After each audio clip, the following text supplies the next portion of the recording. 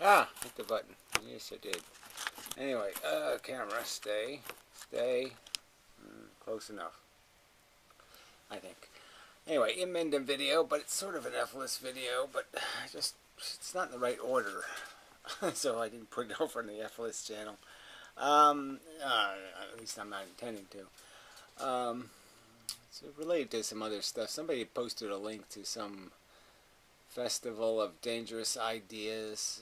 I'll leave a link below. A panel for philosopher people, to women, to men,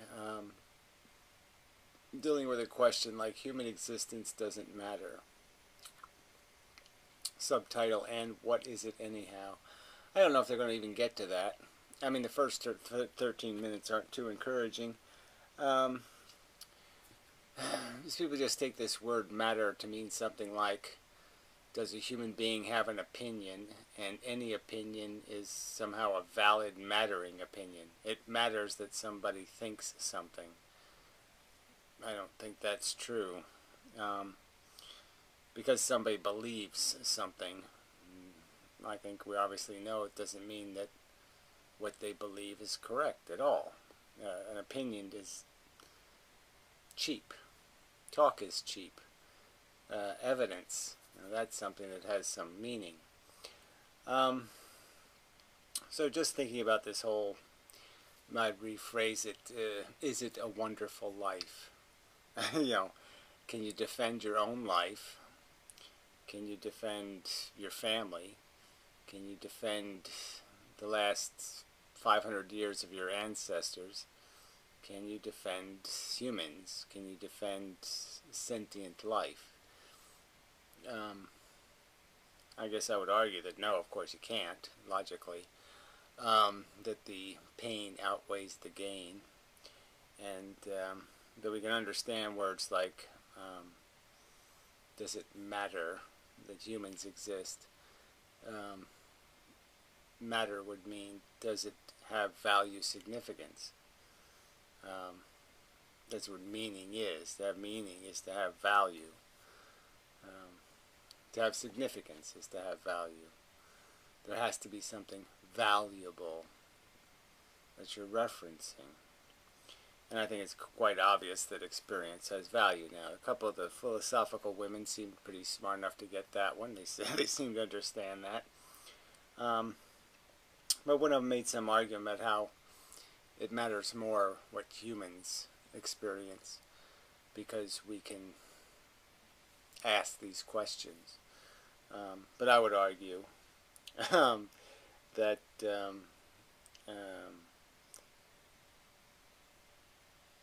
that we don't, because I guess I would rephrase your comment as being kind of imbecilic, in the sense that we matter more than animals because we foolishly answer smart questions.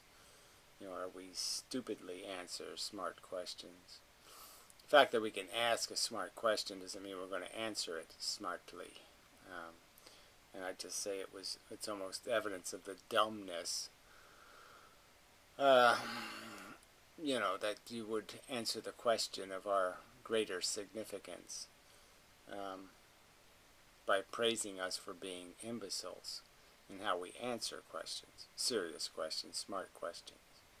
The fact that so many people can't even figure out that there's value in experience is evidence enough. That we're intelligent by a half or something. We're not smarter. We're smart enough to ask smart questions, but we're not smart enough to answer them intelligently. I guess is my point. State it simply. So anyway, there's three words though: value, feelings, and productivity. Or efficiency. I like the word efficiency as a way of saying it. Just because the word implies a standard, and productivity is more explicit in that it's saying you have to show the profit. You have to show, to say something's productive, you have to show where it made more than what it costs. where efficiency might not be saying that as loudly, it's still implying it. So anyway, I don't really want to get caught in a bunch of words, but that's the sad tragedy here, is that you have to. You know, people can't, they obviously can't figure this out. I mean, you actually do have to have a conversation, explain to people that feelings are intrinsically a value creator. Having a sentient experience is having a value experience, is having an experience that has value built into it. There's no way to unvalue it. There's no way to devalue it with any kind of rational justification. It's quite obviously, having a sensation is quite obviously not Coke can. It's not dog dew. You know, it's not a leaf blowing in the wind. It's clearly a very different thing that's happening. And the qualitative nature of it is so odorous, so sense perceivable. It's not really something you could miss. You can't personally experience and then just lie and say, that didn't mean anything. I kick you in the nuts and you say, that didn't mean anything. You can't do that honestly. That was an insignificant event. That was a Coke can. No, it wasn't. It wasn't even close to being a Coke can. So anyway, I'm just saying, I'd rather not have that conversation. But clearly, you have to basically just kick assholes out of the room, you know, if they don't understand that, because there's no point in having the conversation otherwise, right? You can't have a conversation about let's measure how well we're running in the race when they won't even agree on what the boundaries of the track are at all. Yeah, no point. Yeah, no point in saying something like you're not reaching the finish line when they won't acknowledge its existence. So anyway, so there's just so many ways to think about this, this analyzing. And I have to admit, I've been doing a lot of it my whole life in terms of once I recognized the fact that I have power. You know, once you recognize the fact that you can harm things, that you can make the choice to take your BB gun out and kill a bird. Once you realize that you can change destinies and affect things that feel, at least for me anyway, it got me thinking that this is you know, I have a responsibility now to justify my existence. How am I affecting not just me, but how am I affecting the world?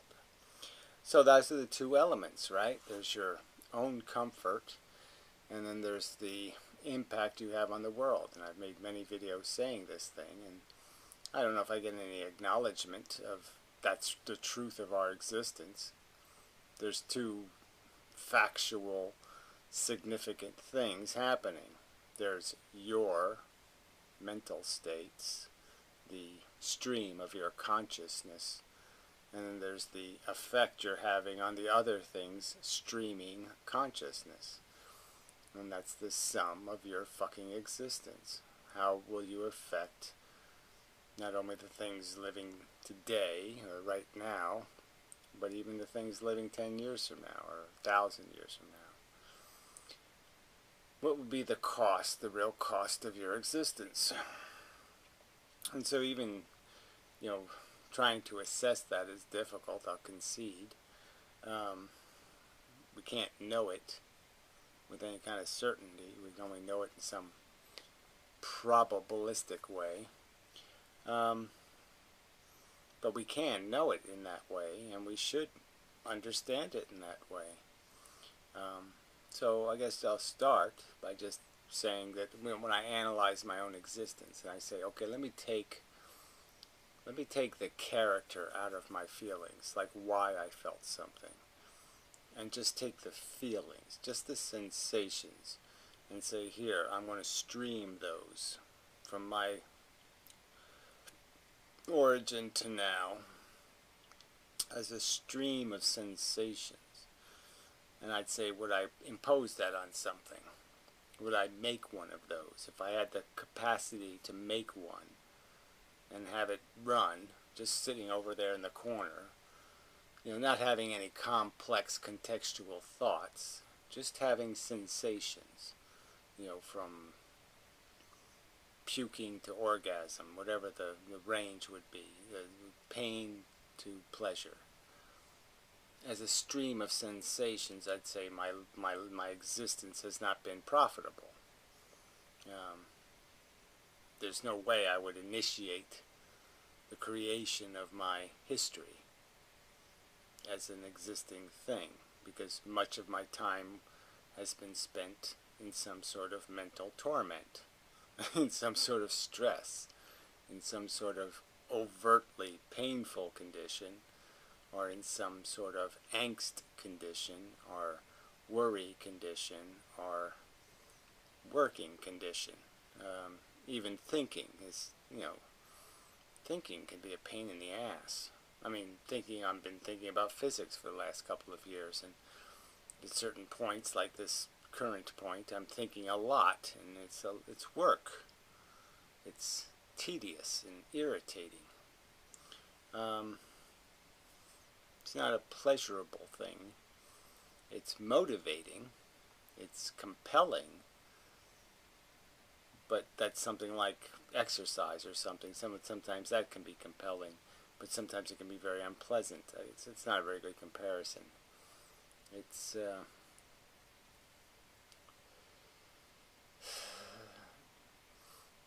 just this thing where you have the goal, and the goal is powerful, but the work to get there is substantial. Yeah. Mountain climbing or something, I don't know. So I fail as just a sentience experiencing, from my own evaluation. Now somebody else could be evaluating their life, or even my life, as an experience, and they could say, no, that's all win, that's really good stuff in there. I would do it. I would force that to exist. I would create that. But I could argue they're just wrong. The fact that they think that's true doesn't make it true. So it's about making some sort of argument that has more validity somehow. And that's the challenge here, is to demonstrate how this evaluation can be done in some sort of rationally authoritative, rationally credible, rationally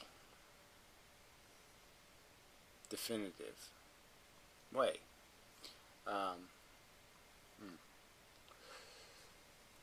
And again, I just argue that I think that can be done logically. When you take into consideration all of the contextual understandings about what psychology is, and what confirmation biases are, and what the tendency towards optimism and self-justification and all kinds of crap like that. I think it can be understood that there's nothing spectacular in the mundane sensations that we feel. 90% of that make up 90% of our existence is some sort of feeling that isn't necessarily very good. It's just kind of, it's not entirely benign. It's not comfortable. It's provoked. It's agitated. It's frustrated just by these things, by politics, by somebody you like being harmed, or all these little things that happen. The disappointments, the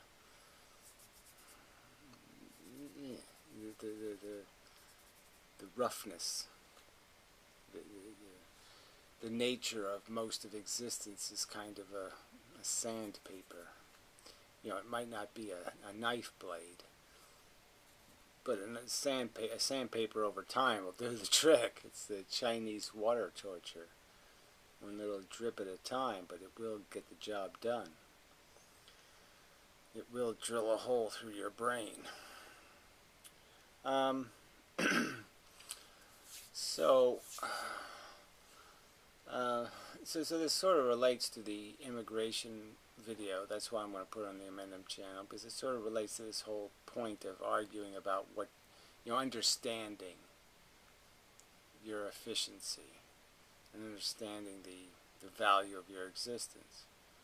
And there's lots of ways we're compromised, and how vital the work we did was. Many people have jobs where they're just basically crooks. They crank call people, try to fool them into giving their company money or some other kind of crap. And so they make no productive improvements to civilization or humanity in their work.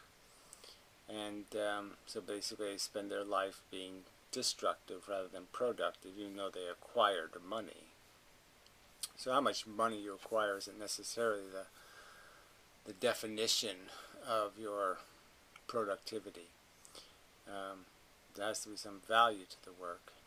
So I could argue that, so now if I try to evaluate my impact on the world, and I could just go without saying that, let's just take it for granted, for the sake of the conversation, that this philosophical stuff has no value, and that I'm wrong about physics, and that has no value, and I'm just stuck with my compromised work history, my erratic work history. I could argue that I did enough work to justify having some kind of roof over my head. I mean, I've done work that would equate to, over a period of a lifetime, the building of a house and, the growing of enough food to sustain me. I could argue that basically I've done enough work where I should be entitled to the minimalistic life that I exist. I have a very minimal footprint.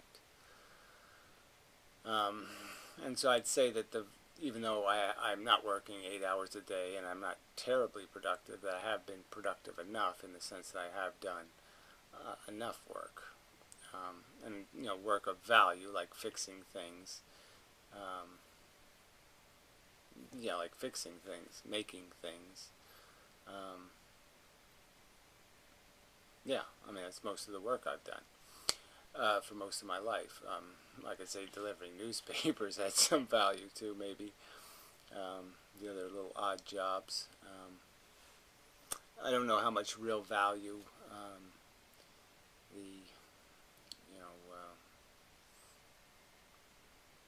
I don't know what you call it. Landscaping.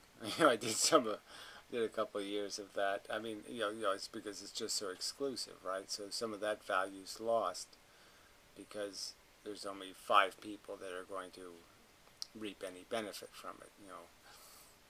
It's like it's like working on some rich person's painting asylum, or some little room, even a swimming pool. I was thinking about that, private pools, and how the real value of these things is just lost because most of the time they're not being used, and that in a rational world we'd all be able to schedule our own time to get use out of these things, not where we all had to swim in each other's sweat overtly, but could perceive ourselves as owning a pool, in a sense. Like, say if you have a street with 20 people on it and you have a pool someplace, just pick a place. You could all consider it your own private pool as long as you schedule it so you get your half hour of privacy. You get your half hour where no one else is in the pool, kind of a thing. And then it feels like it's your pool, and so you could all have a sense of having something that would cost $2 million if everybody had it, but it only cost 1/10 of that, or 1% of that, if you just create one of it and organize utility. And when you think of how much, that's what makes the waste of the rich people. You know, that's why the rich are worse than the poor, is that they're, see, the poor, see, I'm arguing that the poor don't pay their bills. Okay, they don't pay for their life. They steal a life from other people's labor and feel okay about that. And I'm arguing I don't feel okay about it as an individual. I'd like to be more productive. And I certainly don't justify it as this is the way things should be. That's stupid. I mean, we really should have the expectation of getting people, requiring people, preparing people, facilitating it so people can be, to at least the minimum of not being a liability. You know, not forcing somebody to go to work to pay their bills. So yeah, I wanted to get into that kind of subject, but I'm just saying that's the joke of this conversation, is the poor are a menace, but the rich are a much worse menace because of they're so high maintenance, right? They consume so much labor, you know, people having to work for them, to pamper them, to, you know, they waste $1 million a year, $2 million a year, just living, you know, not doing anything spectacular, just living and going from day to day, rather mundanely, depressed in their Rolls Royce, you know, that kind of nonsense. And it's just so expensive. It's just such a waste of resources for one person's comfort. So it makes them highly unproductive. You know, just a huge drain on the general welfare. So yeah, the poor just don't take any responsibility for what it is to have a kid, and you know, the fact that they don't pay for it. And it's hugely expensive. You know, they expect medical care. It's hugely expensive. And they just think it gets paid for out of some kind of magic money, and it doesn't. It gets paid for out of somebody else's labor. Somebody else has to be extra productive to compensate for your inadequacy, your lack of productivity, your excessive consumption, essentially. You not paying your bills. And I find it obnoxious that poor people think they're entitled. I mean, instead of being grateful, saying thank you, they resent somebody pointing a finger and saying, can't you do better than that? I mean, fuck that shit. I mean, can't you have a little bit of respect for the people you're taxing to educate your kids? Just no respect at all? You're just going to say, I'm entitled to have as many kids as I want? No, you're not. You have to have a little bit of respect for the fact that you're not paying for it. I mean, fuck. Is that asking too much? I just think that should be explicit as a foundation for the conversation. You know, that these people aren't productive. And they really have no right to be obnoxious. I'm not saying they don't have a right to be broken or disabled, but they really don't have a right to be obnoxious about it and say, it's not my fault. Well, so what? It's not your fault. Somebody else doesn't have to be the cleaning up. Somebody else has to clean up your mess. Come on. I mean, even if that's true, you should be a little more gracious and appreciative that that's what's happening. Somebody else is cleaning up your mess.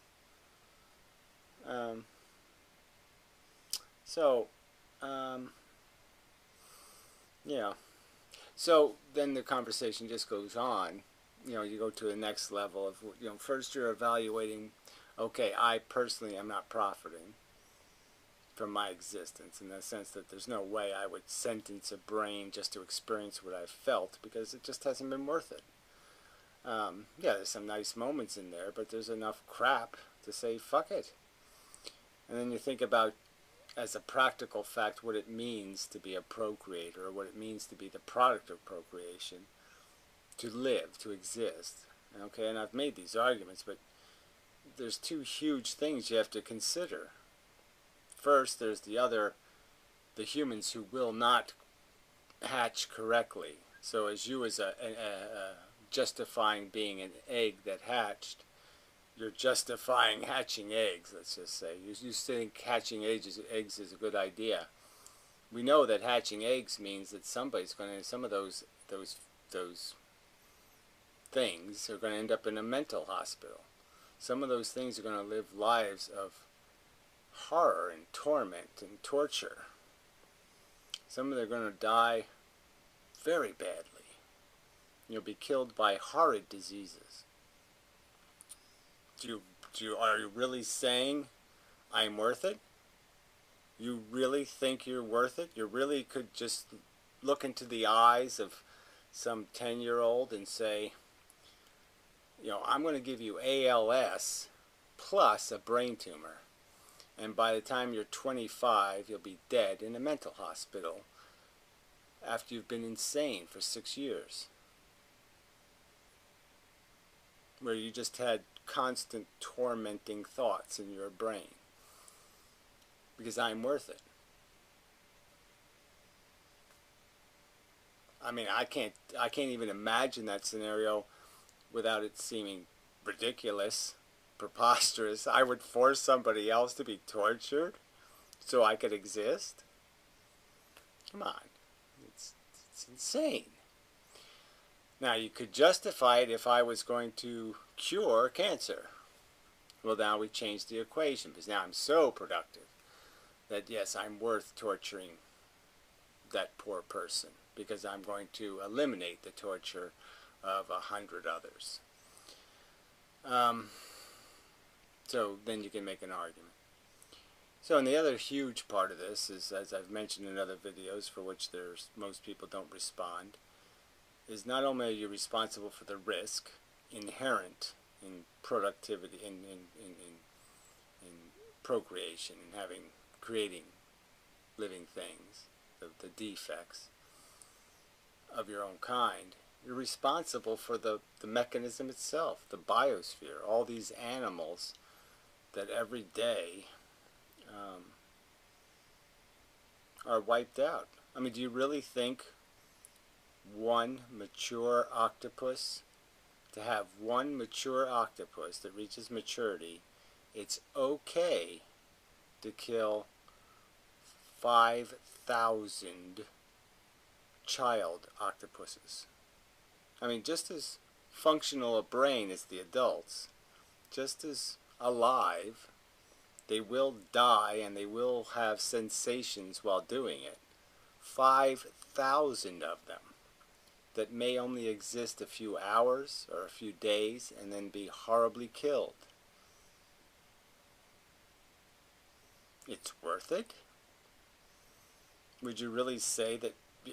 Could you really do that? Could you really look at let's say just 200 7-year-old kids and say, go ahead and kill them so I can live?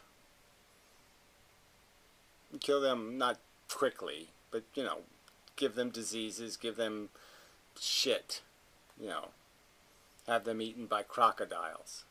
Feed them to crocodiles so I can live. You think that would be a reasonable thing to do?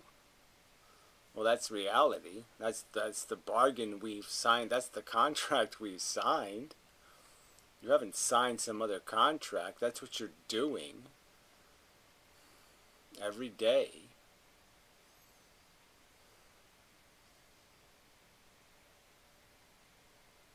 Your existence costs sentient organisms the experience of harm. That's the price paid for it.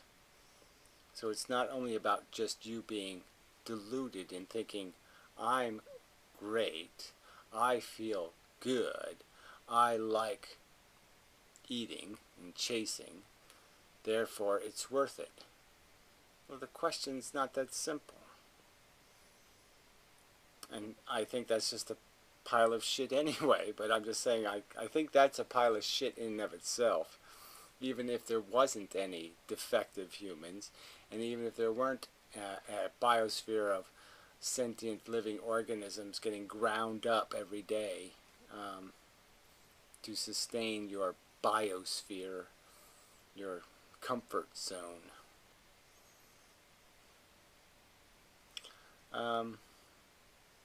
That still just sounds like childish drivel. You're worth it? You're doing something magical? You're not. You're doing biological shit. And to the topper, the cherry on top of this stupid pile of shit, this diluted shit that people are living, is the fact that they haven't even done the dying thing yet. They haven't had their turn. They think it's going to be just fine. It'll be okay, no big deal. And they haven't done it yet. They haven't spent 6 months doing the chemotherapy and all that shit. They haven't done it, and yet they think it's all going to be, that's no big deal. That's not going to tarnish my parade at all. But it's just, I say that's bold talk. You know, from people who aren't even close, who haven't had a clue yet. You know, and maybe that's the problem. They haven't been given enough of a warning. Life hasn't whipped them hard enough for them to have enough of a taste of it to say, shit, this can really burn you. This can get ugly, and really ugly. And there's no humility in this bold talk about how it's all just a wonderful adventure. Fuck that. So I've probably done enough with this, but I think it's you know, that whole idea of the movie It's a Wonderful Life, the whole idea of just analyzing your life and recognizing that, you know, it's not so certain you've done the world any good. These aren't certain, positive, affirmative realities. You could have just been a plague. And it's just the truth. You could have ruined your first wife's life. She could have had a great life and you ruined it. Everybody you've known, you could have fucked them up and ruined their fucking life. What their life would have been if you didn't show up to fuck them up. To take that lightly, to take that truth, that that's the fucking significance of your existence, is it's sitting there. The opportunity not only to save people from disaster, but to throw them into the fucking crocodiles of horror, of a ruined life, of a lost potential. These are all things that we're playing with every fucking day, and all you fuckers just keep glibly laughing your way through your stupid fucking empty existences, and you're really missing the game you're in. You believe things that just aren't true. The truth is, this is deadly serious business, and the consequences have value, weight. It makes a difference, and the difference is matter heavy. You know. Anyway, alright, so enough of a video. Not funny. I mean, you can just go. You can talk and talk, but I mean, it is sort of an end game statement. I don't really want to get on the end game stuff yet on the FList channel, and like I said, because of the word productivity, just it relates to this whole question of people taking responsibility and recognizing that, yeah, you have to, like I said, the immigrants have to acknowledge their culpability in destroying the wage base, in affecting the country they're invading. You have to have some appreciation for that. You can't just obnoxiously say you're entitled. You're not. It's a hell of a thing to pollute another culture. If you're going to pollute it, you've got to know what you're fucking goddamn doing, don't you? Don't you? You really think it's okay to just walk in, just fuck them up, and not have any sense that you could have done it better? That there could be a right way or a wrong way to invade, to change, to fuck up? Yeah, well, there is. And I would argue that most immigrants have no clue and no respect for the gravity of their decision